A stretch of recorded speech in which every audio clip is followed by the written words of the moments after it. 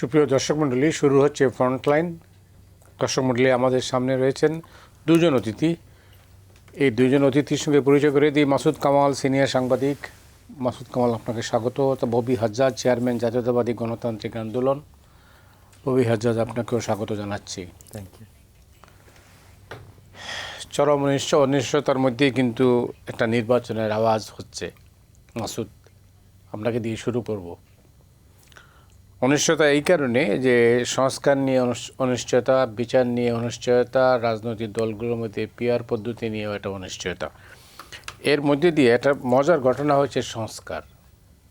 2007 এবং 2008-এ সংস্কার ছিল একটা গালি। সংস্কারের কারণে রাজনৈতিক নেতারা শাস্তি পেয়েছেন।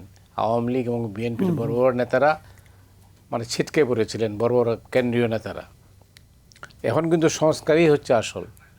সংস্কারের বাইরে কোনো চিন্তাই করা হচ্ছে না।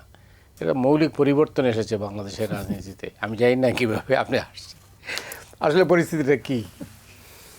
এবারের সংস্কারটা আসলে একটা অন্যরকম সংস্কার। যেমন এই সংস্কার মনে করেন একটা জিনিস হলো কি, প্রথম দিকে সংস্কারটা খুবই গুরুত্ব পেয়েছে এই কারণে যে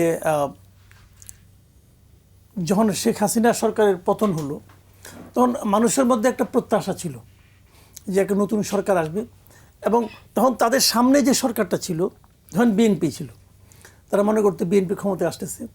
কারণ বিএনপি বললেই কিন্তু 2001 থেকে 2006 পর্যন্ত যে বিএনপি ছিল, তারা সেই বিএনপিটাকে মনে করতেছে ওই বিএনপিটাই আসবে। কিন্তু সময়ের পরিবর্তনে তো দলের চরিত্র পরিবর্তন হয়, দলের নেতৃত্ব পরিবর্তন হয়, এবং নেতৃত্বের সঙ্গে সঙ্গে কিন্তু দলের ক্যারেক্টার চেঞ্জ হয়। কারণ 96-এর আওয়ামী লীগ আর 2014 অথবা 24-এর আওয়ামী লীগ তো এক না, দল তো একই আছে, বাট নেতৃত্বের কারণে কিন্তু চেঞ্জ হয়। কিন্তু মানুষ কিন্তু ওই জিনিসটাই খুব জোরে সোরে তখন খাওয়ানো হচ্ছিল যে ওই বিএনপি আবার আসবে। তো তখন মানুষের মধ্যে একটা দাবি উঠলো যে আমরা এমন একটা সরকার চাই অথবা এমন একটা সিস্টেম চাই যে সিস্টেমের কারণেই কেউ চাইলেই স্বৈরাচারী না হয়ে উঠতে পারে। এবং এইটা পাওয়ার জন্য তখন বলা হলো যে এটা একমাত্র তখনই সম্ভব যখন একটা সংস্কার করা হবে আমাদের সিস্টেমের মধ্যে। এই পর্যন্ত ঠিক আছে। তারপরে কি হলো, সংস্কার আপনি করবেন, সংস্কারটা কে করবে? সংস্কারটা কে করবে? এখন সংস্কার করার জন্য তড়িঘড়ি করে বিভিন্ন মন্ত্রণালয় থেকে বিভিন্ন আমলারা যে সমস্ত নাম ঘোষণা করলেন, এই নামগুলো দেখে আমি দ্বিতীয়বার হতাশ হলাম যে এরা কি সংস্কার করবে? কারণ এই লোকগুলো কিন্তু আমি চিনি, ধরেন একজন হলো কাঠের মিস্ত্রি। এখন কাঠের মিস্ত্রি আসতে যে আমি অনেক বিল্ডিং বানানো দেখছি, আমি এখন মানে আর্কিটেক্টের কাজ করতে পারবো। কারণ উনি ওনার কমন সেন্স দিয়ে করা শুরু করলেন। তো এটা কি আসলে কিছু হবে? ওই বিল্ডিং থাকবে, দাঁড়ায় থাকবে না তো রে ভাই। তো এখন হলো ওই জিনিসটা যে আপনি এমন লোকদের সংস্কার করালেন। আমার কাছে শুরুর থেকে আমি কিন্তু বলে আসতেছি যে এই লোকগুলো আমার মনে হয় না এই আপ টু দ্য মার্ক। এখন কার সঙ্গে কার পরিচয় আছে তাকে এনে দিয়ে বসাই দিল। আপনি আমাকে একটা কথা বলেন, আপনি তো মিডিয়া এত বছর আছেন, আমারও তো বলতে দেখতে দেখতে 36 বছর হয়ে গেল। মিডিয়ার সংস্কার যে কমিশনটা হয়েছিল, এটা কারা? এদের কয়জনকে আপনার কাছে মনে হয় যে তারা বাংলাদেশের মিডিয়াটা বুঝে? কয়জনকে মনে হয়? যাকে চিফ বানানো হয়েছে উনি কই এখন? বিদেশ থেকে আসছিল, করে দিয়ে চলে গেছে। উনি এই দেশের মিডিয়া বুঝে? উনি তো আমার একবার খুব মাইন্ড করছিলেন, আপনি তো ছিলেন ওই অনুষ্ঠানে। আমি বলছিলাম যে আপনি কি জানেন যে বাংলাদেশে এখনও অনেক সাংবাদিকের বেতন 10,000 টাকার কম? আপনি বুঝেন? যেটা নাকি আপনি একদিন ডিনারে আপনি এই খরচ করেন। কিন্তু খুব আমার উপরে মাইন্ড করছিল। তো এটা রিয়েলিটি। উনি চাইলেও বুঝবেন, চেষ্টা করলেও বুঝতে পারবেন না। উনি যদি খুব আন্তরিকভাবে চেষ্টা করেন তাও উনি বুঝতে পারবেন না যে একটা ফ্যামিলি কীভাবে 10,000 টাকাতে চলে। তো উনি কি সংস্কার করবেন? তো এগুলো তো ছিল সমস্ত ক্ষেত্রেই। সংবিধানের ক্ষেত্রে সংবিধান সংস্কারের যিনি দায়িত্ব পেয়েছেন উনি কি সংবিধান বিশেষজ্ঞ? উনি তো আমার টিচার ছিলেন ঢাকা ইউনিভার্সিটি যে জার্নালিজমের টিচার। পরে কোনো একটা ডিগ্রি করে আবার পলিটিক্যাল সায়েন্সের টিচার। উনি কি সংবিধান বিশেষজ্ঞ? উনি অনেক দিন ধরে বাংলাদেশে কলাম লিখত প্রথম আলো পত্রিকার। উনি কি সংবিধান বিশেষজ্ঞ হিসেবে কেউ ওখানে তাকে পরিচিতি লিখতো? কলামের নিচে লেখে না যে উনি কে? কোথাও কি কোনোদিন লেখছে উনি সংবিধান বিশেষজ্ঞ? তো উনি তো নিজেও ওটা মিন করতেন না আমি সংবিধান বিশেষজ্ঞ। উনি সংবিধান চেঞ্জ করার জন্য দায়িত্ব নিয়ে বসছেন, এবং উনি সবচেয়ে গুরুত্বপূর্ণ এখন সংস্কারের ক্ষেত্রে। আবার 2 দিন পরে উনি তো এনে আমেরিকান নাগরিক, এখনও 2 দিন পরে চলে যাবেন। আমার দেশ কি এত মূর্খ হয়ে গেছে যে ভাড়াটা বৃদ্ধি দিবে এই নামায় এমনি করতে হবো? উনি যদি কাজটা ভালো করে চলে যান তা তো অসুবিধা কাজটা নেই। ভালো করবে এটা কে দেখবে? দেখা দায়িত্ব কার? সেটাই। যে কোনো বড় কাজ করতে গেলে একজন কিন্তু পরামর্শক লাগে। এখানে পরামর্শকটা কে? আমি আসছি আপনার কাছে, অভিহার জাতি রাজনীতিবিদ কি বলেন, জি আপনার কি মনে হয়? জি, আপনাকে অসংখ্য ধন্যবাদ মতি ভাই এবং মাসুদ কামাল ভাই সহ সকলকে সালাম এবং শুভেচ্ছা। আসলে অনেক কিছুতে মাসুদ কামাল ভাই যে কথাগুলো বলছিলেন সেটার সাথে একমত পোষণ না করার উপায় নেই। মানে প্রথমত যখনই আপনি সংস্কার নিয়ে যদি কথা হয়, আমরা সবাই সংস্কার চেয়েছি, এটা মাসুদ কামাল ভাই বলেছে, আমরা সবাই সংস্কার চেয়েছি, কিন্তু সংস্কার প্রসেসটার জন্য মানে এটা এমনভাবে দেখানো যে এই ধরনের সংস্কারই একমাত্র বাংলাদেশের জন্য ভালো হতে পারে, অন্য কিছু ভালো হতে পারে না, বা সংস্কারের জন্য জনগণের কাছে যাওয়ার কোনো দরকার প্রয়োজন নেই, স্পেসিফিক এনজিও ভিত্তিক বা কিছু একাডেমিক আপনি 10-15 জন গুনে নিয়ে আসবেন, এনারাই শুধু বুঝবেন বাংলাদেশে কি সংস্কার দরকার, এটা খুব মুশকিল।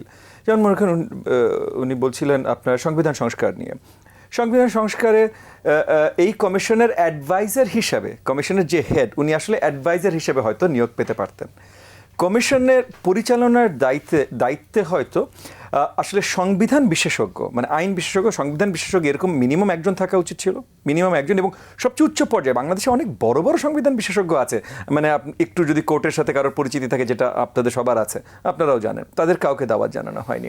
একই সাথে যে কোনো কিছু বাস্তবায়ন করতে হলে সেটার তো একটা রাজনৈতিক আপনার পার্সপেক্টিভ আছে, কারণ সব কিছু বললেই তো আর বাস্তবায়ন সম্ভব না। সো বাস্তবায়ন কীভাবে করা যাবে, তার জন্য রাজনৈতিক অভিজ্ঞতাপূর্ণ মিনিমাম 2 জন থাকা উচিত ছিল। রাজনৈতিক অভিজ্ঞতাপূর্ণ, আমি বলিনি এই দল ওই দল, সেটা না, বাট এই অভিজ্ঞতাটা আছে যে বলতে পারবে ভাই এটা বাস্তবিক, এটা বাস্তবিক না। কথার কথা একটা আপনি বললেন যে 33% নারী ক্যান্ডিডেট দিতে হবে, এটা অবাস্তবিক।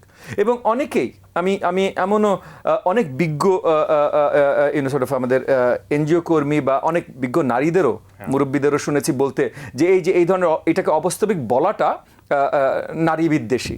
না ভাই, এটা অবাস্তবিক, কারণ যারা এই কথাটা বলেন যে অবাস্তবিক বলাটা নারী বিদ্বেষী, উনারা নিজেরাও এই সিট নেবেন না, উনারা নিজেরাও রাজনীতিতে আসবেন না। বাংলাদেশের রাজনীতিতে নারীদের আনা চারটিখানি কথা না, এবং আমরা চাই 33% না, অ্যাটলিস্ট 50% নারী হোক, বাট এটা এক রাতে বললে হয়ে যাবে না। সো কি প্রসেসগুলো তৈরি করছেন।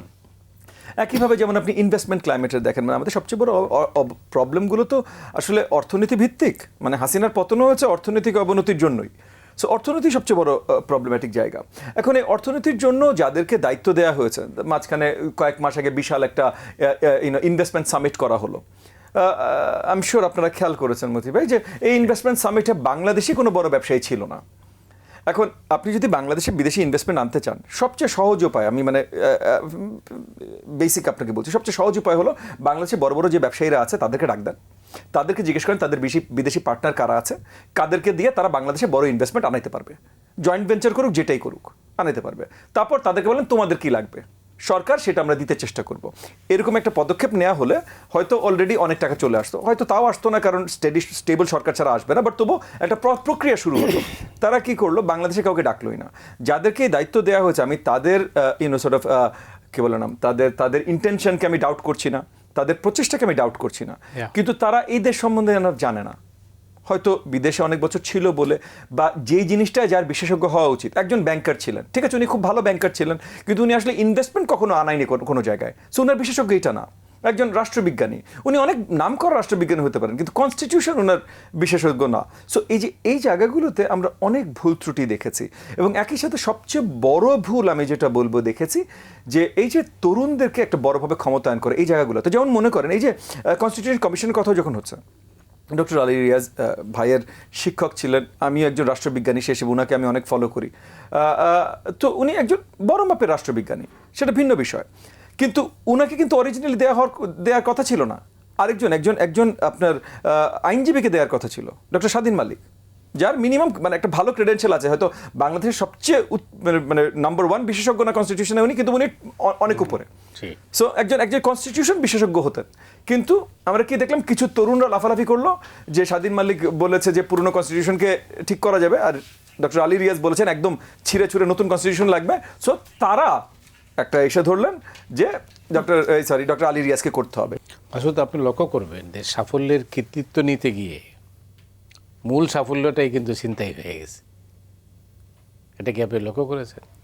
মানে আপনি কোনটা বলতেছেন? ঠিক সাফল্যটা ছিল একটা, যে আমরা 15 বছরের শাসনের শেখ হাসিনার যে মানে কর্তৃত্ববাদী শাসন, এটার থেকে আমরা বের হয়ে এসে আমরা নতুন শাসনের দিকে যাব।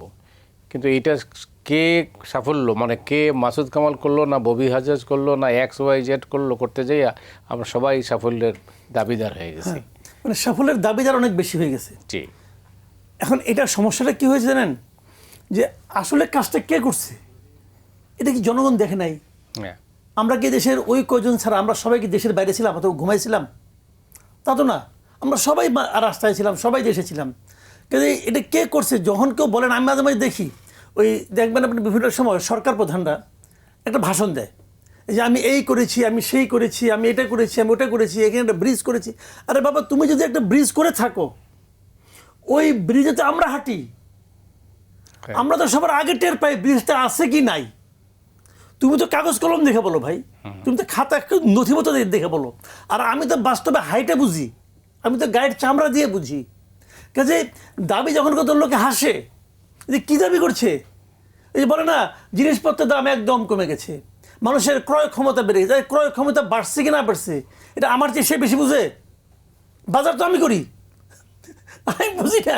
আমি তো বুঝি, ওর কথা শুনে কি আমি আমার বাসায় যে বড়ে বলবো যে আমাদের কিন্তু কোনো অসুবিধা নাই, কারণ আমাদের ক্রয় ক্ষমতা বেড়ে গেছে, সব আমাদের ঠিকঠাক, আসলে আমরা এখন আনন্দ করি, এটা বলবো? বলবো তো বউ আমার ঘর থেকে বাইকে দেবো, দিস ইজ ফ্যাক্ট।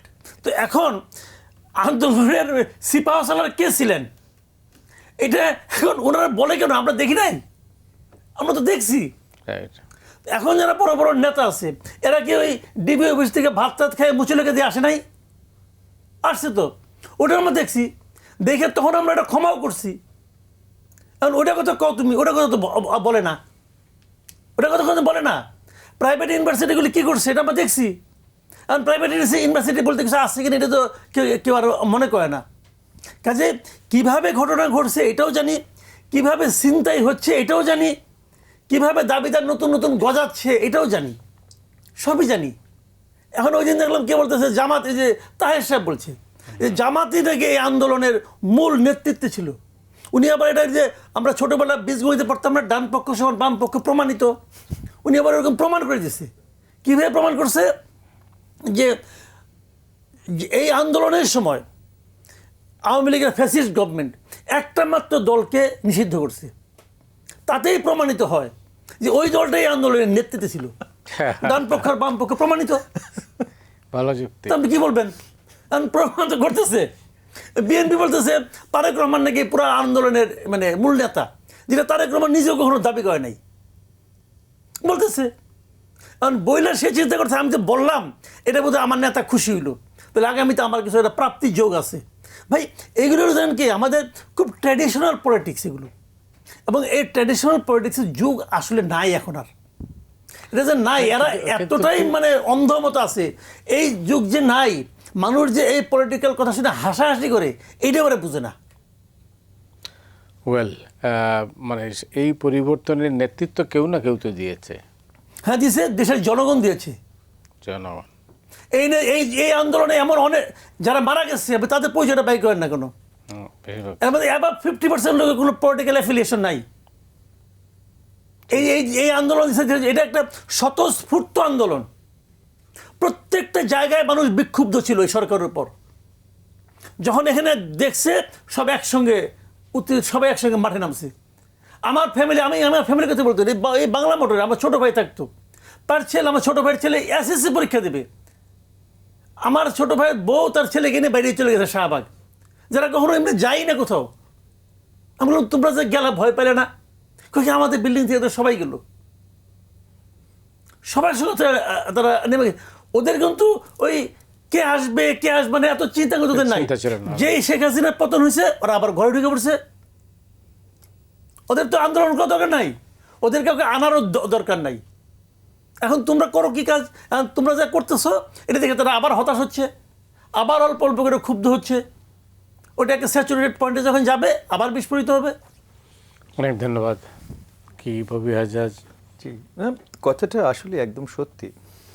মানে প্রথমত তো এটা স্বতঃস্ফূর্ত আন্দোলন ছিল, পুরো জনগণ গত 15 বছর ধরে শেখ হাসিনার সরকার মানে দেশের জনগণের উপরে এত নিপীড়ন চালিয়েছে যে প্রত্যেকটা পর্যায়ে মানে আপনার মধ্যবিত্ত, নিম্নবিত্ত, উচ্চবিত্ত, একমাত্র যারা ডিরেক্টলি আওয়ামী পৃষ্ঠপোষকতার অধীনে ছিল তাদের বাইরে মোটামুটি পুরো বাংলাদেশ একসাথে হয়েছিল।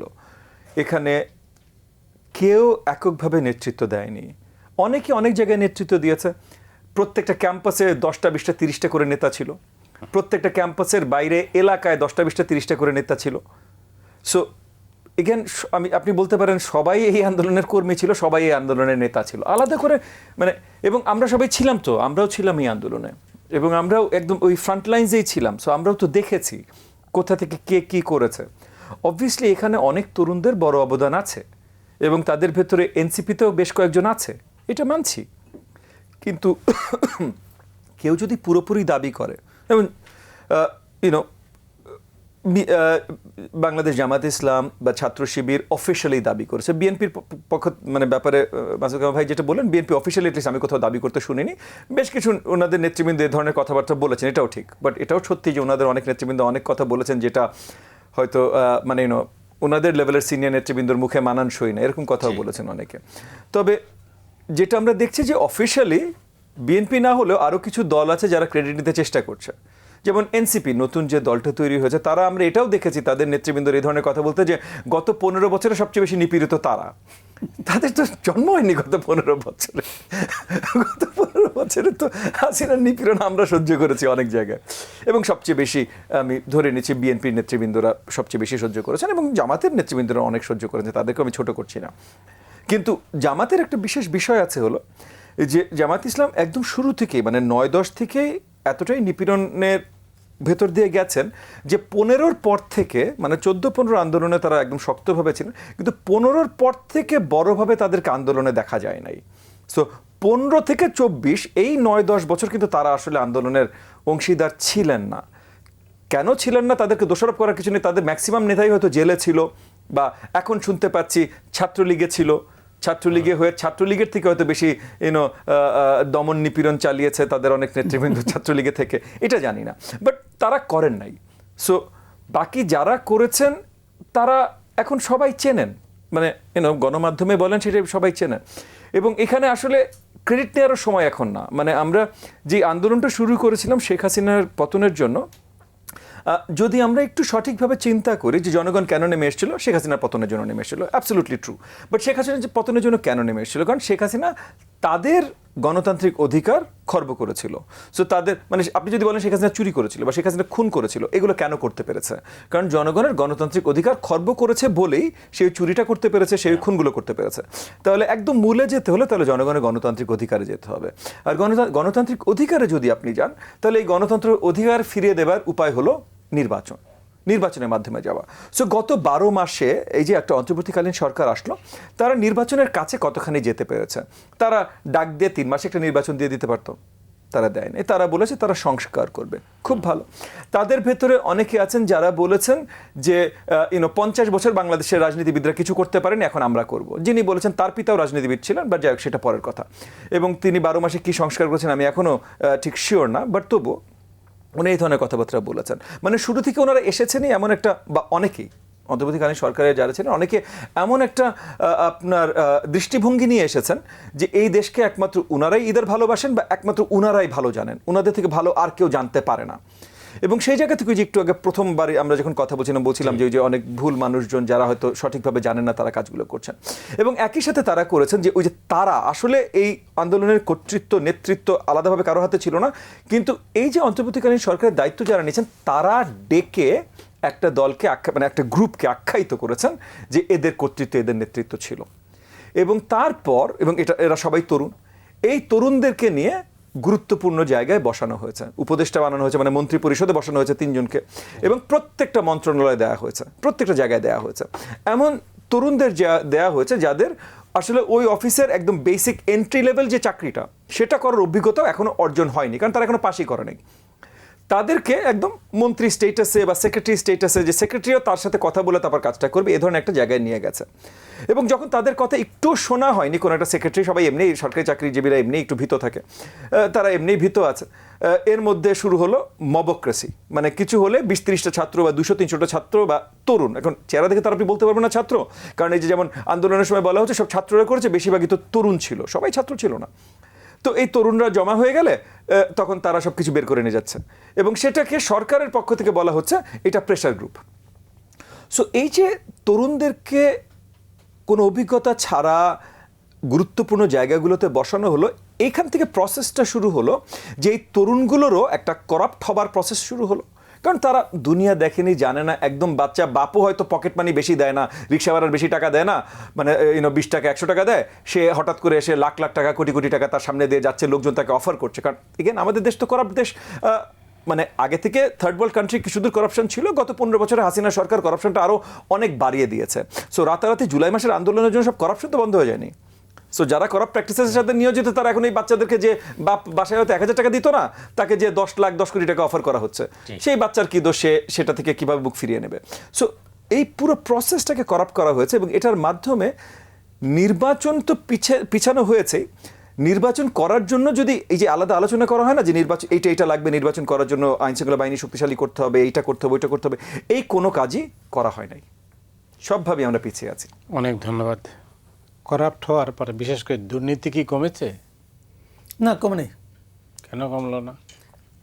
এটা যারা দুর্নীতি আগে যারা করতো তারা এখন আছে, অথবা নতুন যারা আসছে তারা এর মধ্যে দুর্নীতি কীভাবে করতে হয় শিখে গেছে, অথবা তারা আগেই শিখে আসছিল, প্রথম দিকে একটু লজ্জা পাইছে, এখন লজ্জা চলে গেছে, এখন তারা আল্লাহর নাম নিয়ে মাঠে নেমে পড়ছে।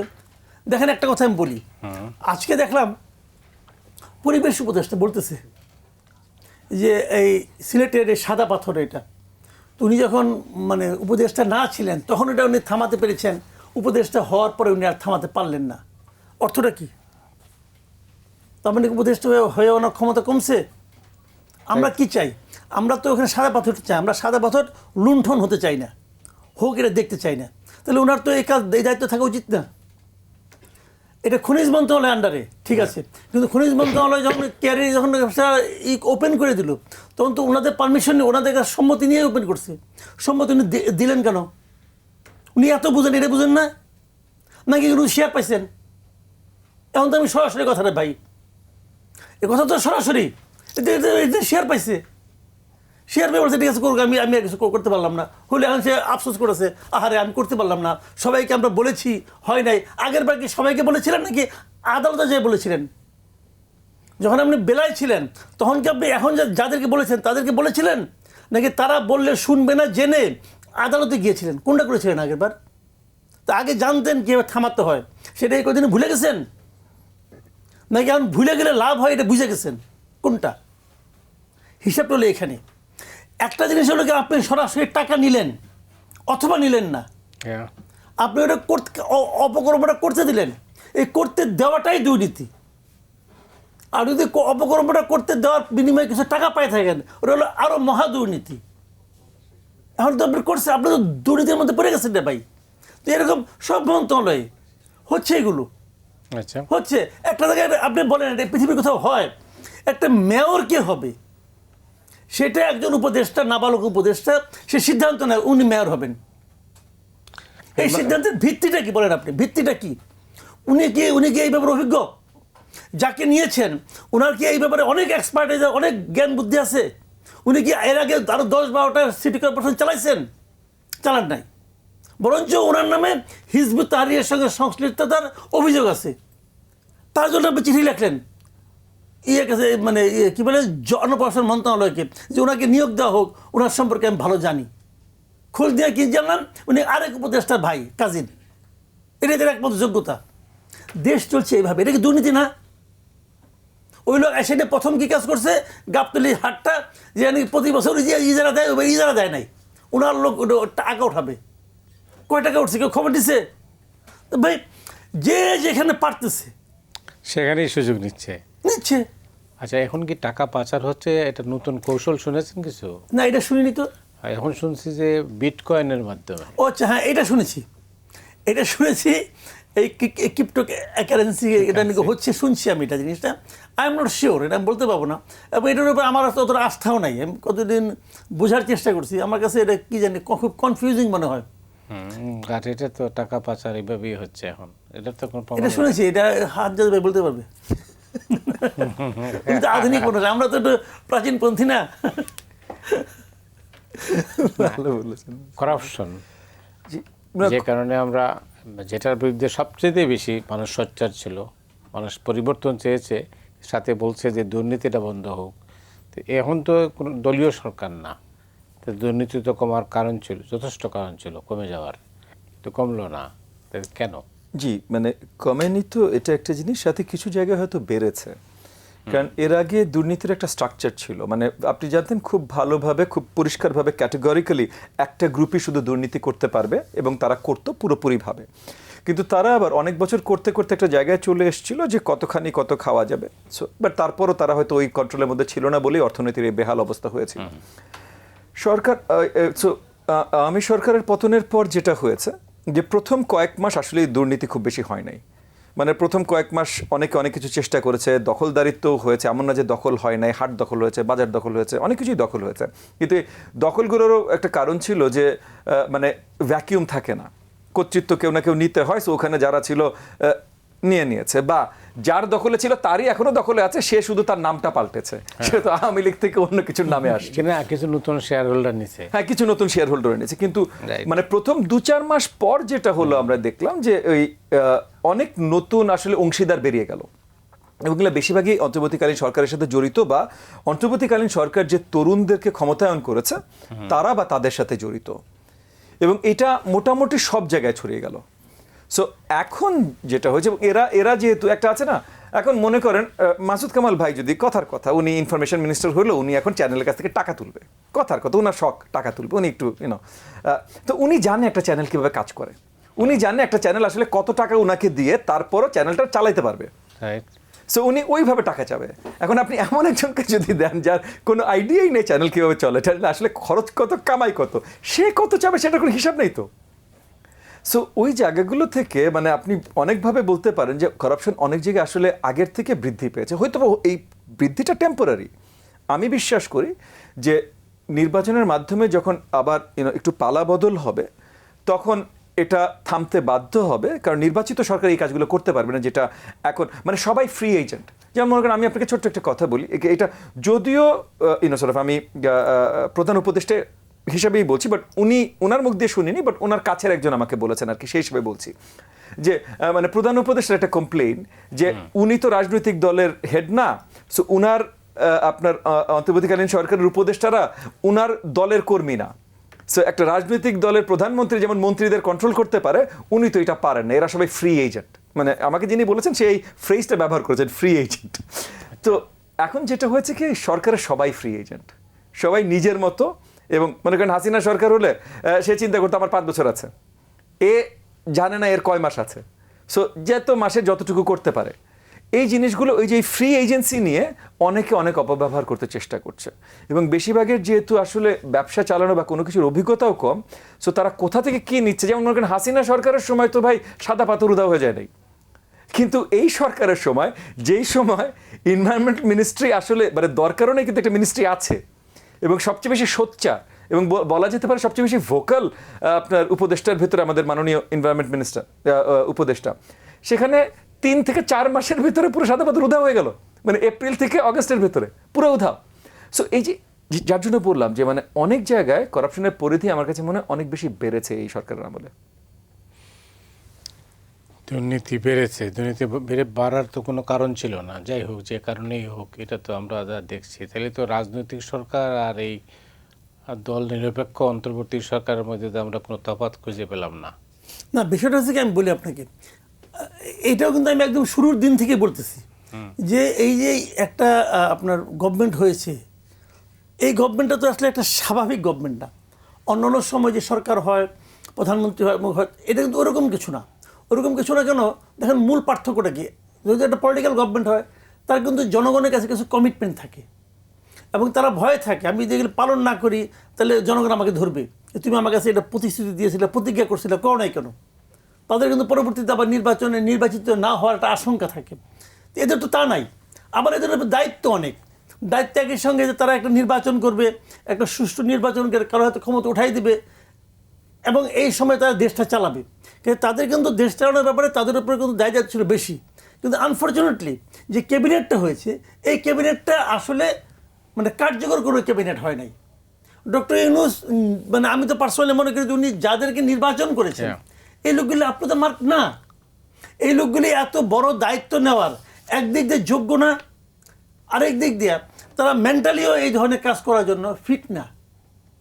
তারা নানাভাবে ছোটোখাটো কাজ করে একদিন আসছে এবং সেখানেও যারা নানা রকম গ্যাঞ্জাম করছে, নানা রকম মানে বিতর্কে মুখে পড়ছে, সেই লোকগুলিকে আইনে আপনি দিয়েছেন দেশ চালানোর। তো কেউ তো শুরুর দিন থেকে শুরু করছে, আবার কেউ শেষ দিকে স্টার্ট করছে, আর দিন কেন করলাম না, এবং মানে কি একটা পেয়ে গেলাম, একটা লটারি পেয়ে গেছি এরকমভাবে। তো তারা তো দেশের কথা ভাবে নাই, আসলে তারা আসলে দেশের কথা ভাবে নাই। আপনি আমাকে একটা কথা বলেন, আমি একটা সহজ কথা বলি, এটা বললে অনেকে আবার মাইন্ড করবেন। আপনি বলুন তো এনজিও মানসিকতা বিষয়টা কি? এনজিও মানসিকতা কি দেওয়ার জন্য নাকি নেওয়ার জন্য? ওরা তো নেওয়া শিখছে।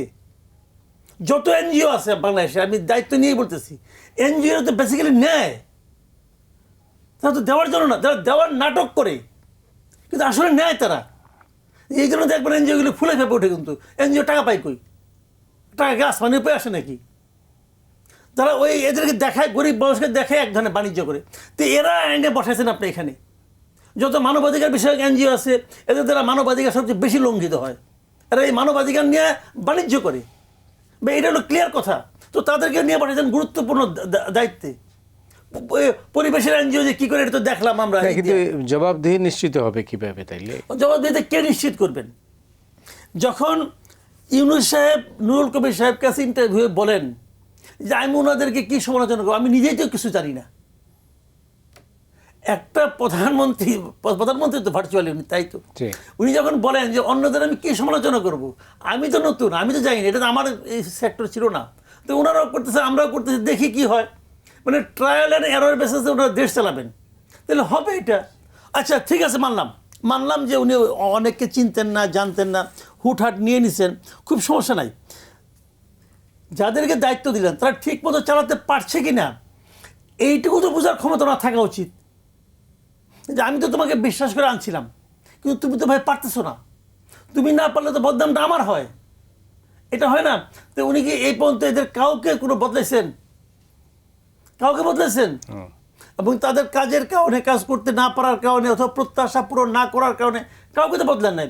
এবং আমি একটা এক্সাম্পল তো দেবই আপনাকে, মাইলস্টোন কলেজের সময় যে ঘটনাটা, এত বড় ঘটনা এবং এতগুলি ছেলে মেয়ে মারা গেল, তাদের চিকিৎসা দরকার, স্বাস্থ্য উপদেষ্টাকে দেখছেন ফিল্ডে, তার কী ভূমিকা ছিল? সে যে এই নূরজাহান বেগম নামে যে একটা মানুষ আছে বাংলাদেশে, এটাই তো ঠিক পেলাম না। তো ওনাকে উনি বলছেন একবারও যে তুমি পারতেছো না, তুমি বরং তোমার ঘরেই ফিরে যাও, আমি অন্য একজনকে দিয়ে দায়িত্ব। উনি কাউকে চেঞ্জ করছেন? কাউকে চেঞ্জ করেন নাই। Thank you. ববি হাজ্জাজ, একসময় বল কিন্তু ছিল সরকারের কোর্টে, তখন আপনারা রাজনীতিবিদরা সমালোচনা করেছেন। এখন কিন্তু বলটা ঠেলে দিয়েছেন আপনাদের কোর্টে প্রফেসর ইউনূস। এখন এই বল নিয়ে ঝামেলা হচ্ছে কেন? আচ্ছা, প্রথমত আমি একটু আপনার সাথে একটু দ্বিমত পোষণ করবো মতি ভাই, যে বল মানে সরকারের কোর্টেই থাকার কথা, মানে সরকারের দায়িত্ব নির্বাচন দেয়া, সরকারের কোর্টেই থাকার কথা, এক। আর দুই হলো আমরা আমাদের জায়গা থেকে সরকারের সমালোচনাটাও আমাদের দায়িত্বের ভেতরে পড়ে, মানে যেমন গণমাধ্যমেরও দায়িত্বের ভেতরে পড়ে, তেমন রাজনীতিতেও যারা সরকারের ভেতরে নেই এবং সরকারের ভেতরে থাকলেও সত্যিকার গণতন্ত্রে যারা সরকারের ভেতরে আছে তাদেরও দায়িত্ব তাদের সরকারের সমালোচনা করা, যদি সমালোচনা করার মতো কিছু থাকে। সো সেই জায়গা থেকে আমরা সমালোচনা করেছি, কিন্তু আমরা একটা কথা কিন্তু প্রথম থেকে বারবার বলেছি যে এই সরকার যেহেতু একটা খুবই ক্রুশাল একটা জাংচারে বসানো হয়েছে এবং আমরাই সবাই মিলে বসিয়েছি, সো এই সরকারের সব ধরনের সহযোগিতা করতে আমরা সর্বদা প্রস্তুত থাকব এবং এটা আমাদের সরকার, এই সরকার যেন ব্যর্থ না হয় সেটার জন্য আমরা সবভাবে প্রচেষ্টা চালাবো। সো এই কথাগুলো কিন্তু আমরা বলেছি এবং এগুলো আমরা বিশ্বাস করেই বলেছি, এখনও বিশ্বাস করি যে এই সরকার যেন ব্যর্থ না হয়, সব ধরনের প্রচেষ্টা আমাদের থাকবে। কিন্তু এখানে সরকারের ভেতর থেকে যে একটা ল্যাক অফ কন্ট্রোল দেখেছি, মানে সরকার এগেন সরকার অনেক বড় জিনিস, অনেক বড় পরিধির, এটার ভিতরে অনেক এলিমেন্ট থাকে, সব এলিমেন্ট সবসময় অ্যালাইন থাকে না, ঠিক আছে, কিন্তু ওভারঅল যে কোনো সরকারের একটা বেসিক অ্যালাইনমেন্ট থাকে যে সরকার হিসাবে ফুল বডিটা এইটা চায়, এটা এইভাবে করবে। এই সরকার গত 12 মাসে এটা দেখাতে প্রথম থেকে ব্যর্থ হয়েছে। মানে অগস্ট মাসে আসার পর থেকেই তারা কি করবে, কিভাবে করবে, কোনো কিছু রোডম্যাপ কিন্তু তারা কখনোই দেয়নি। হঠাৎ করে একদিন বললো আমরা কিছু রিফর্ম কমিশন বসাবো, খুব ভালো কথা। যখন রিফর্ম কমিশন বসাবার কথাটা বললো তখনই দেওয়া উচিত ছিল এই রিফর্ম কমিশনগুলো এতদিন এটা করবে, অতদিন এটা করবে, এতদিন আলোচনা করবে, তারপর এতদিন আমরা নির্বাচন দিব, দিয়ে দিতে পারতো, দেয় নাই। এই 5ই অগস্ট যে মানে 2025 সালের 5ই অগস্ট মানে পুরো 1 বছর শেষ করে ওনারা বেসিক একটা রোডম্যাপ দিয়েছে। তাও এর আগে আমরা অনেক আলোচনায় বসেছি, অনেক চেষ্টা করেছি, অনেক পুশ করতে চেষ্টা করেছি, সেখান থেকে যে তারা ফাইনাল একটা ডিক্লারেশন দিলেন যে অ্যাটলিস্ট 26 ফেব্রুয়ারিতে নির্বাচন হবে, এটার একটা ডিক্লারেশন দিলেন। সো এখন আমরা একটা 1 বছর পরে যে আমরা কোনো ধরনের একটা রোড ম্যাপ পেয়েছি যে কোনো কিছুতে। আপনার সাথে মতি ভাই এর আগে এসে আমি আলোচনা করেছি যে কোনো কিছুর দায়িত্ব নিলে আপনার প্রথম কাজটা থাকে যে একটা রোড ম্যাপ প্রদান করা, একটা প্ল্যান প্রদান করা যে আমি এই দায়িত্ব নিয়ে এখন এই দায়িত্বটা আমি এইভাবে পালন করবো, এতদিনের মধ্যে পালন করব। এই অন্তর্বর্তীকালীন সরকার এটা করে নাই, অ্যাকচুয়ালি করে নাই। এবং মানে তারা প্রথম দিনই বলতে পারতো, বা যারা তারা 2024 সালের সেপ্টেম্বর মাসে বলতে পারতো যে এনভায়রনমেন্ট অনেক বড় ইস্যু, সো আমরা এতদিন থাকবো এবং এই এতদিন এনভায়রনমেন্ট আমরা একদম পরিষ্কার করে দিয়ে যাব, ঠিক আছে, সেটা তাদের প্ল্যানের অংশ হতে পারতো। তখন আমরা আলোচনা করতাম যে এই প্ল্যানটা ভালো প্ল্যান না খারাপ প্ল্যান। আপনারাও মানে খবরের কাগজে, গণমাধ্যমে এই আলোচনাগুলো আসতে পারতো, রাজনীতিতেও আমরা আলোচনাগুলো করতে পারতাম, কিন্তু এগুলো হয় নাই। সো এখন বল আমাদের কোর্টে না, এখনো বল সরকারের কোর্টে। আমাদের কোর্টে বল অতটুকুই যে আমরা নির্বাচনের প্রস্তুতি কতখানি করব। নির্বাচনের প্রস্তুতির বাইরে কিন্তু আমাদের হাতে কিচ্ছু নাই। নির্বাচনের সময়টাও সরকার দেবে, অলরেডি ডিক্লারেশন করেছে ফেব্রুয়ারি। সো ওইটার প্রসেসের কি তৈরি করতে হবে, কি করতে হবে, এগুলো তাদের দায়িত্ব। আমাদের কাছে সহযোগিতা চাইলে আমরা সহযোগিতা করব, কিন্তু বল কিন্তু আমাদের কোর্টে না। এবং এর ভেতরে মনে করেন কয়েকটা দল বলছে যে তারা নির্বাচন চায় না, তারা পিআর পদ্ধতি চায়। কোত্থেকে পিআর পদ্ধতিটা হঠাৎ করে 2-3টা দল নিয়ে আসলো আমি ঠিক বুঝলাম না, কারণ পিআরের আলোচনা আমরা আগে শুরু করেছি এবং সেটা উচ্চকক্ষে হবে, সেটা আমরা সবাই কয়েক মাস ধরে ঐক্যমত কমিশনের আলোচনার মাধ্যমে আমরা এক জায়গায় পৌঁছেও গেছি। সো এবং যেই দলগুলো এখন বলছে যে পুরো পিআর ছাড়া খেলবে না, তারাও কিন্তু এই ঐক্যমত কমিশনের প্রত্যেকটা মিটিংয়ে প্রথম থেকে শেষ পর্যন্ত ছিল। তাহলে ওইখানে দাঁড়ায় বলতো খেলবো না, তাহলে বলে এই মিটিংতে আমরা ছেড়ে চলে গেলাম, আমরা কিছু সাইন করবো না, কোনো আলোচনা নাই, ওইটা না আসা পর্যন্ত। তখন বলতো না, তারা তো পুরো মিটিংটাতে ছিল, সব কিছুতে ছিল, সব প্রক্রিয়ার সাথে থাকার পর হঠাৎ করে বাইরে এসে বলে খেলবো না। এটা একটা বাজে নাটক ছাড়া অন্য কিছু না। সো এখন এইটার বলো সরকারের হাতে, মানে সরকারের কোর্টে। কারণ এটা যদি সরকার বলে যে ভাই আপনারা যদি খেলতে না চান কিচ্ছু করার নাই, এই মার্জিনের ভিতরে নির্বাচন হবে, আপনারা এতদিনের মধ্যে ফর্ম তুলবেন বা তুলবেন না সেটা আপনাদের বিষয়, তখন দেখবেন খেলা একা একাই ঠিক হয়ে যাবে। ধন্যবাদ। মাসুদ, আপনি জানেন যে ওই জুলাই সনদ নিয়ে জুলাই ঘোষণাপত্র, ফরহাদ মাজার বলছেন যে ডক্টর ইউনূসের মানে জুলাই ঘোষণাপত্র দেওয়ার কোনো এখতিয়ার নেই। হ্যাঁ, ফরহাদ মাজার সাহেব তো আসলে খুবই মানে ওনাকে কি বলবো, ওনাকে তো আপনি সুশীলও বলতে পারবেন না, বুদ্ধিজীবীও বলতে পারবেন না, উনি চিন্তক। উনি নিজেকে চিন্তক, উনি চিন্তা করেন অনেক কিছু। মেধাবী লোক, কোনো সন্দেহ নাই। এবং আপনার প্রচলিত ধারার বাইরে থেকে উনি কথা বলেন প্রায়। আবার ওনার এই কথাগুলি উনি ওনার স্ত্রীর সঙ্গে বলেন কিনা জানি না, ওনার স্ত্রী তো পার্ট অফ গভর্নমেন্ট আবার, তো উনি সব দিকে খেলেন আর কি, এদিকেও আছেন ওদিকেও আছেন। তো উনি যেটা বলছেন, তাহলে এটা কার আছে এই ঘোষণাপত্র দেওয়ার? আপনি ঘোষণাপত্রর যে কোয়ালিটিটা, যে ঘোষণাপত্র দেওয়া হয়েছে, এটা নিয়ে আপনি অনেক আলাপ করতে পারেন। এটা নিয়ে আমারও অনেক বিতর্ক আছে। আমিও মনে করি এটা অতটা গোছানো হয় নাই, খুবই আনাড়ি হাতে তৈরি হয়েছে। এখানে অনেক স্ববিরোধিতা আছে এই ঘোষণাপত্রের মধ্যে আছে। আপনি যদি খুব ঠান্ডা মাথায় দেখেন পাবেন আপনি যে এই মানে হঠাৎ করে দেখবেন বলা হয়েছে আপনার এরশাদের পতনের কথা বলা হয়েছে, তারপরে চলে গেছে হলো আপনার 2011 কথা বলে গেছে। মাঝখানে যে একটা বড় ঘটনা ঘটছে যে আমাদের সংবিধানের মধ্যে যে তত্ত্বাবধায়ক সরকার ঢুকছে, এটাও যে একটা আন্দোলনের ফসল, এটার সম্বন্ধে একদম চুপচাপ ছিল। মানে বিএনপিকে খুশি করার একটা চেষ্টা আমি এখানে টের পাইছি। আবার ধরেন এই ঘোষণাপত্রে আরেকটা জিনিস আছে, সেখানে কিন্তু বলা হয়েছে যে এই যে সরকারটা গঠন হয়েছে, এই সরকারটা সাংবিধানিক প্রক্রিয়া গঠন করা হয়েছে, যে গভর্নমেন্টে করা হয়েছে। যদি গভর্নমেন্টের সাংবিধানিক প্রক্রিয়া গঠন করা হয়েছে বলে আপনি ঘোষণাপত্রে স্বীকার করেন, তাহলে তো এই সংবিধানকে আপনি অস্বীকার করতে পারেন না। ও তো প্রতিদিন তো এই সংবিধান লঙ্ঘন করতেছে। তখন এই সরকার তো সংবিধান লঙ্ঘনে দেয়, তো আগামীতে ঝামেলা পড়বে।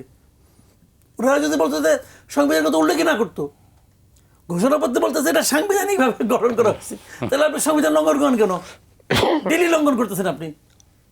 তো এখন এই যে বিষয়গুলো আছে, এগুলো সব হৃদয়তা। কিন্তু ফরাদ বাজার সাহেব যেটা বলছেন, ওনার আমি আগেও লক্ষ্য করছি, উনি কিন্তু সবসময় স্রোতের বিপরীতে কিছু একটা বলে আলোচনায় থাকতে চান। এটা হলো আমার ধারণা আর কি। এটা যদি ডক্টর ইউনূসের গভর্নমেন্ট, এই গভর্নমেন্টকে মেনেই তো আমরা আছি, এই গভর্নমেন্টকে মেনেই তো এই আন্দোলনের সঙ্গে যারা জড়িত ছিল। 8 তারিখের কথা ভাবেন আপনি, 8 তারিখ, 9 তারিখ, 10 তারিখ ভাবেন, এই 3 দিনের কথা। এই 3 দিন বাংলাদেশে একটা লোককে বলছে যে ডক্টর ইউনূসকে করা, নির্বাচন করা ঠিক হয় নাই? কেউ বলছে? সবাই খুশি তার উপর। কারণটা কি, সবাই মনে করছে যে এই লোকটা এই পর্যন্ত ভালো কাজ করবে, অথবা করতে পারবে, অথবা যোগ্য লোক, এরকম। তাহলে ওনাকে তো আমরা মেনে নিয়েছি। তখনই মেনে নেওয়ার পর তার বিভিন্ন কর্মকাণ্ড নিয়ে আমি সমালোচনা করতে পারি, কিন্তু ওনাকে তো আমি অস্বীকার করতে পারি না। আমি তো মেনে নিয়েছি আসলে, তো ওনাকে তো আমি অস্বীকার করি না। আমি ওনার কাজের সমালোচনা করি, আমি ওনার কাছ থেকে আরও ভালো কাজ আশা করি, একদম বলতেই পারি। কিন্তু ওনার এখতিয়ার নাই, এটা উনি করতে পারেন না। এটা আমি আসলে হিসেব মিলাইতে পারি না। উনি কীভাবে বলছেন আমার কাছে মিলে না। ওই যে এখতিয়ার না থাকে তাহলে কে ঘোষণাপত্র পাঠ করবে? কে করবে? এই 1 বছর পরে এসে এটা কে ঘোষণাপত্রটা পাঠ করবে? 1 বছর পরে উনি ডক্টর ইউনূসকে নিয়ে যতটুকু বিতর্ক হচ্ছে, এর চেয়ে কম বিতর্ক কাকে নিয়ে হচ্ছে? উনি বলুক কে পাঠ করবে? সেটা তো উনি বলেন নাই, যে কারণে একটা কনফিউশন। যাই হোক, রাজনীতি বিশেষ করে এই মুহূর্তে কিন্তু সবচেয়ে মানুষের দৃষ্টি কিন্তু রাজনীতিবিদদের উপরে। রাজনীতিবিদরা কি করেন না করেন, আগামী দিনগুলোতে কি হবে এটার উপরে। কিন্তু রাজনীতি কি সঠিক পথে এগুচ্ছে? দেখেন, রাজনীতি আসলে মতি ভাই আপনি খুব ভালো করে জানেন, রাজনীতি এত বড় পরিধির একটা জিনিস যে শুধুমাত্র রাজনীতিবিদদের হাতে রাজনীতি না, সবার হাতে, সবার একটা ইনফ্লুয়েন্স আছে রাজনীতির উপরে। এই যে একজন চিন্তকের কথা আপনি একটু আগে আলোচনা করছিলেন, আমরা ইউজুয়ালি অনেক সার্কেলে আছে কিছু নাম নেওয়া হয় না। আগে যেমন অনেক সার্কেলে ছিল হাসিনার নাম নেওয়া হতো না, হ্যাঁ, তো এরকম অনেক সার্কেল আছে তো শুধু একজন চিন্তক নামে পরিচিত আর কি, নাম কেউ নেন না। তো উনি এরকম অনেক আলোচনা করেছেন, এবং আজকে সরকারের অনেক, বা ওই যে নতুন যে দলটি হয়েছে সেটার অনেক গুরুত্বপূর্ণ জায়গায় তার শিষ্যরা আছেন, এটা আমরা পরিষ্কারভাবে জানি। এবং এই যে জুলাই ঘোষণাপত্র যেটা নিয়ে কথা হচ্ছিল, এই ঘোষণাপত্রেও তাদের মানে তার মাধ্যমে কিন্তু প্রথম আলোচনা আসছিল একটা জুলাই ঘোষণাপত্রের। প্রথমে আমি মনে হয় সেপ্টেম্বর অক্টোবরের দিকে প্রথম সে এর কোনো একটা বক্তব্য রেখেছিল, এবং তারপর থেকে ওই তরুণরা মানে যারা এনসিপি ফর্ম করে তারা শুরু করে ওই ঘোষণাপত্র নিয়ে আলোচনা। ডিসেম্বরে তারা দাঁড়িয়ে যায়। যে ঘোষণাপত্রটা ফাইনালি এসছে সেখানে মানে অবভিয়াসলি ইতিহাসের যেভাবে ব্যাখ্যাটা করা আছে, আমি জানি না যে কোনো ঘোষণাপত্রে এতখানি ইতিহাসের ব্যাখ্যা প্রয়োজন কিনা, বাট ইতিহাসের যেভাবে ব্যাখ্যা করা আছে সেটাও যেমন সবভাবে অ্যাকসেপ্টেবল না। এটাও খুবই টেন্ডেন্সিয়াস, খুবই বায়াসড একটা ইতিহাস। কিছু জিনিস সঠিক আছে, কিছু জিনিস আছে আরও থাকা উচিত ছিল, যেটা ভাই নোট করুন। আবার কিছু জিনিস আছে আসলে একেবারেই সঠিক নাই, মানে এটা জাস্ট একটা পার্সপেক্টিভ। আবার সাথে ওই সনদের ভিতরে আর্টিকেল 24 একটা আছে, 24 আর্টিকেল, যেটা নিয়ে এর আগে বেশ কয়েকজন এনসিপি নেতৃবৃন্দ অনেকের সাথে আমার কথা হয়েছিল, এবং আর্টিকেল 24 আমি দেখলাম যে এটা একটু লুকিয়ে ঢুকিয়ে দেয়া, যে একটা মানে আইনি সুরক্ষা দেবার একটা ব্যবস্থা, অলমোস্ট একটা ইনডেমনিটি ক্লজের মতো একটা ব্যবস্থা আর্টিকেল 24 ভিতরে ঢুকানো আছে। এখন এটা সামনে যে পরিষ্কার হবে তারা কিভাবে করছেন না করছেন। কিন্তু এই যে এই প্রত্যেকটা জিনিস বাইরে থেকে যে জিনিসগুলো হচ্ছে, এই প্রত্যেকটা জিনিস ইনফ্লুয়েন্স ফেলে রাজনীতির উপরে। সো শুধু রাজনীতিবিদরাই কন্ট্রোল করে রাজনীতি তা না, আবার রাজনীতিও একটা কম্পিটিশন, যেহেতু একটা নির্বাচনের সম্মুখে আমরা। সো এই কম্পিটিশনে কোন দল কি করবে সেটাও বড় বিষয়। যেমন জামাত ইসলাম এখন বলছে তারা নির্বাচনে যাবে না, পিআর না হলে নির্বাচনে যাবে না। তাহের সাহেব ডিক্লেয়ার করেছেন, আরও গোলাম পরওয়ার সাহেব বোধহয় বলেছেন, কয়েকজন বলেছেন পিআর না হলে নির্বাচনে যাবে না, ইভেন প্লেইং ফিল্ড না হলে নির্বাচনে যাবে না। আমি মনে করি এটা পুরাই তাদের একটা ট্যাকটিক, এটা তাদের নির্বাচনী ট্যাকটিক, যে নির্বাচনের আগে তারা আরেকটু লাইমলাইট পাবে, তারা আরেকটু জনসম্মুখীন যেতে পারবে, বা হয়তো তারা এর আগেও চেষ্টা করেছে বিএনপির সাথে একটা নেগোসিয়েশনে যেতে, সিট ভাগাভাগি বা যেটা নিয়ে নেগোসিয়েশন যেতে, যেটা পরে আমাদের কাছে পরিষ্কার হচ্ছে যে এই নেগোসিয়েশনটা হয়তো খুব বেশি কার্যকর হয়নি। তো এখন আপনি নেগোসিয়েশন যতক্ষণ পর্যন্ত খেলা না শেষ হয়েছে ততক্ষণ পর্যন্ত নেগোসিয়েশনের সময় তো শেষ হয়নি। সো ওই সময়টা আপনি ব্যবহার করতে পারেন। সো ওই সময়টা আপনি নতুন কোনো প্রেশার ট্যাকটিক ব্যবহার করতে পারেন, যে আমরা নির্বাচনেই যাব না, আওয়ামী লীগ নাই, বড় কোনো দল নাই, মানে আগে তো অ্যাটলিস্ট 4টা দল ছিল, লোকজন একটু হলেও গুনতো যে মানে কিছু পার্সেন্টেজ ভোট আছে, হ্যাঁ, আওয়ামী লীগ বিএনপি, জামাত ইসলাম, জাতীয় পার্টি, এর ভিতরে দুই একটা নির্বাচনে জাতীয় পার্টির আসলে অবস্থান জামাত ইসলামের থেকে অনেক বেটার ছিল। শেখ হাসিনা যেমন নিজের দল খেয়ে দিয়েছে, তেমন জাতীয় পার্টিও খেয়ে দিয়েছে। সো জাতীয় পার্টির এখন আসলে আর কোনো অবস্থান নেই। জাতীয় পার্টি নির্বাচনে অংশগ্রহণ করলো কি না করলো, এটা বেশিরভাগ জাতীয় পার্টির মেম্বারও এখন আর পাত্তা দেয় না। সো তাহলে বাকি থাকে জামাত ইসলাম। তো জামাত ইসলাম এখন চেষ্টা করবে এইটা লেভারেজ করতে, তাদের এই সেকেন্ডারি পজিশনটা লেভারেজ করতে, যে তারা যদি নির্বাচনে না যায় তাহলে নির্বাচনে লেজিটিমেসি নাও আসতে পারে। এখন এইটা নেগোসিয়েশন ট্যাকটিক ব্যবহার করে তারা কত দূর যেতে পারে, তাদেরকে আপনি খুব বেশি দোষারোপ করতে পারবেন না, কারণ দল হিসেবে তো তারা চায় ভাই ম্যাক্সিমাম সিট। সো তাদেরকে এই কম্পিটিশন, এই নেগোসিয়েশনে তারা যেতে চাবে, তাদেরকে আপনি দোষারোপ করতে পারবেন না। কিন্তু এখানে তাদের সাথে যুক্ত হচ্ছে এনসিপি, যেটা আবার সরকারের কিংস পার্টি। এইটা হয়ে যাচ্ছে আরেকটা এক্সট্রা প্রবলেমের তৈরি, কারণ তাহলে তখন এরা আবার ইনফ্লুয়েন্স করতে পারে সরকারকে। সরকার কি করে? এর জন্য আপনাকে লাস্ট আলোচনায় বলছিলাম যে বল সরকারের কোর্টে, বল আমাদের কোর্টে না। সরকার কি করবে? মাসুদ, 1 মিনিট সময় আছে হাতে। না, অন্য কিছু না, আমি খালি একটা কথা বলি 1 মিনিটে। সেটা হলো কি, দেখেন, একটা নির্বাচনের ঘোষণা উনি দিয়েছেন, এবং তারপরে মানুষ কিন্তু বিশ্বাস করে না যে আসলে কি নির্বাচন হবে কি হবে না। আমি মনে করি নির্বাচন হবে, আমি দৃঢ়ভাবে বিশ্বাস করি নির্বাচন হবে। আজকাল দেখলাম যে মালয়েশিয়াতে উনি বললেন দেশ নির্বাচনে ফেব্রুয়ারিতে হবে বলে নির্বাচনের জন্য প্রস্তুতি নিচ্ছে। প্রস্তুতি। তার মানে ওনার সদিচ্ছাটা উনি প্রকাশ করছেন বারবার। তার মানে মানুষ বিশ্বাস করে না এই কারণে যে মানুষ ডক্টর ইউনূসের উপর আস্থা রাখতে পারছে না। এই বিষয়টা এটা কিন্তু ডক্টর ইউনূসই কিন্তু মানুষের মধ্যে এই ধারণাটা ঢুকেছেন তার বিভিন্ন কর্মকাণ্ডের মাধ্যমে। এখন ডক্টর ইউনূসকে কিন্তু এটা দূর করতে হবে, কারণ শেষ পর্যন্ত নির্বাচনের সময় যে সরকারটা থাকবে, সেই সরকারটার উপর যদি ম্যাক্সিমাম মানুষ আস্থা না রাখতে পারে, তাহলে তো এটা খুব ভয়াবহ ব্যাপার। তো ওনাকে এখন চেষ্টা করতে হবে, ওনাকে উপলব্ধি করতে হবে কেন মানুষ আমার উপর আস্থা রাখতে পারছে না, আমি কি এমন করলাম যে আস্থা রাখতে পারছে না। এটা ওনাকে কিন্তু উপলব্ধি করতে হবে। এটা উপলব্ধি করে যদি উনি ওই অনুযায়ী ব্যবস্থা নেন, কারণ আমি তো প্রত্যাশা করি নির্বাচনের পরেও উনি আরও অনেক দিন দেশে বাঁচবেন, থাকবেন, দেশের মানুষ ওনাকে সম্মান করবেন, এটা তো আমি চাই, তাই না? অনেক ধন্যবাদ আপনাকে মাসুদ। ববি হাজাজ, আপনাকেও অনেক ধন্যবাদ। দর্শক মণ্ডলী, আজ এ পর্যন্তই। আপনারা সবাই ভালো থাকুন।